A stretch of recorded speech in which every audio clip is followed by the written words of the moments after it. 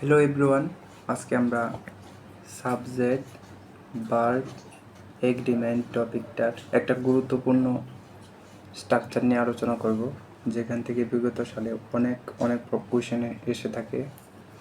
তো আমরা আলোচনা করি। এটা বাংলাতে বলে জোড়া বিশেষ্য। অর্থাৎ পেয়ার নাউন।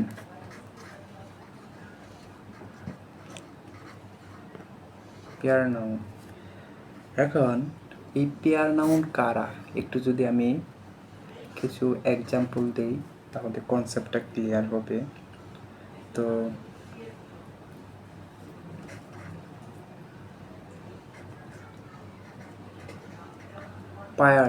পায়ার্স বলতে প্লাস বলতে আমরা যে তার কাটাকাটি, লাইক তার কাটি, এইগুলো আর কি, এটা হচ্ছে প্লাস। সো এটা একটা উদাহরণ যদি আমি দিই তাহলে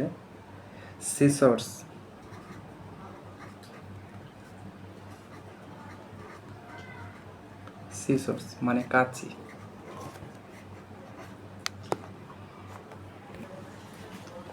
তারপর প্যান্ট।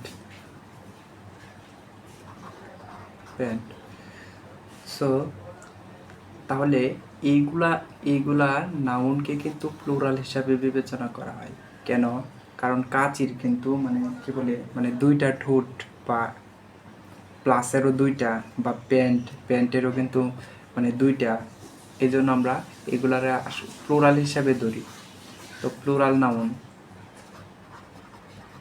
হিসাবে ধরি। কিন্তু আমি যদি এই পেয়ার অফ শব্দটা ব্যবহার করি সেন্টেন্সের মধ্যে, পেয়ার অফের আগে যদি আমি একটা ডিটারমিনার ইউজ করি, ডিটারমিনার কোনগুলা? আর্টিকেল, যেমন এ, তারপর দি, এইগুলো হচ্ছে ডিটারমিনার। তো আমি যদি পেয়ার অফের আগে যদি ডিটারমিনার ব্যবহার করি, তারপর যদি আমি এই সেন্টেন্সগুলো নিই, যেমন প্যান্টস, তাহলে কিন্তু এই পরবর্তীতে যে ভার্বটা, তারপর কিন্তু প্যান্টটা কিন্তু এইখানে সিঙ্গুলার হিসাবে কাজ করবে, প্লুরাল হিসাবে কাজ করবে না। অর্থাৎ আমি বোঝাতে চাচ্ছি, যদি এই ওয়ার্ডগুলা, আরও এরকম অনেক ওয়ার্ড আছে, যদি এই ওয়ার্ডগুলাকে আমি নিই এবং এটার সামনে যদি পেয়ার অফ, দেন এটার সামনে আবার ডিটারমিনার যদি থাকে, তাহলে এটার প্লুরাল হিসাবে কাজ করবে না, এটা সিঙ্গুলার হয়ে যায়। বুঝতে পারছো? আর সিঙ্গুলার হিসাবে কাজ করলে ভার্ব নেবে সিঙ্গুলার। ওকে, তাহলে আমি এবার কয়েকটা এক্সাম্পল দেব, দেন আমরা কনসেপ্টগুলো ক্লিয়ার হয়ে যাব। ওকে, যেমন দ্য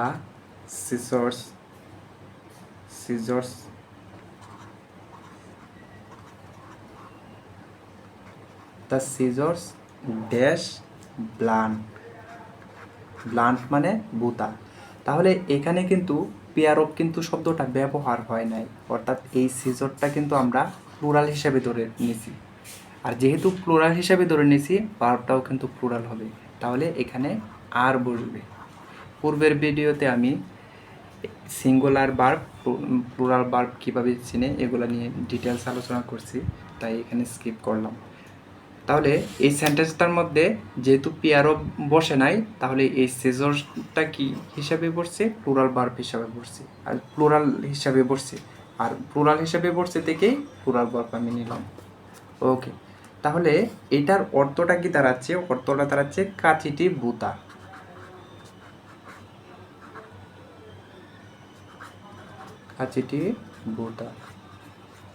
ওকে, তো 2 নাম্বার এক্সাম্পল যদি দেই, দ্য পেয়ার অফ, এই ওয়ার্ডটা এটাই, সিজর্স, দ্য পেয়ার অফ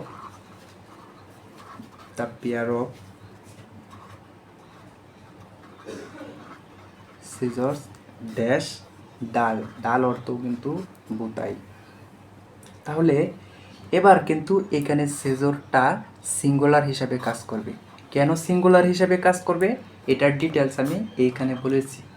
ওকে, যেহেতু এখানে পেয়ার অফ আছে আর এটার সামনে ডিটারমিনার আছে, তার মানে এই সিজরটা কিন্তু আর প্লুরাল হিসাবে কাজ করবে না, সিঙ্গুলার হয়ে গেছে।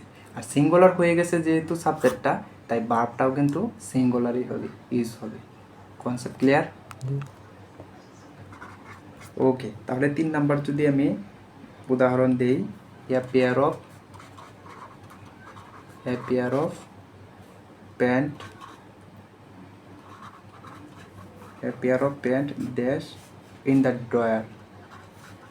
দ্য ড্রয়ারে একটা প্যান্ট আছে,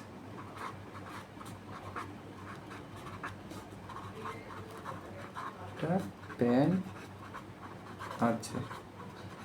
তাহলে এখানে প্যান্টটা মানে সিঙ্গুলার হিসেবে কাজ করতেছে নাকি প্লুরাল হিসেবে কাজ করতেছে?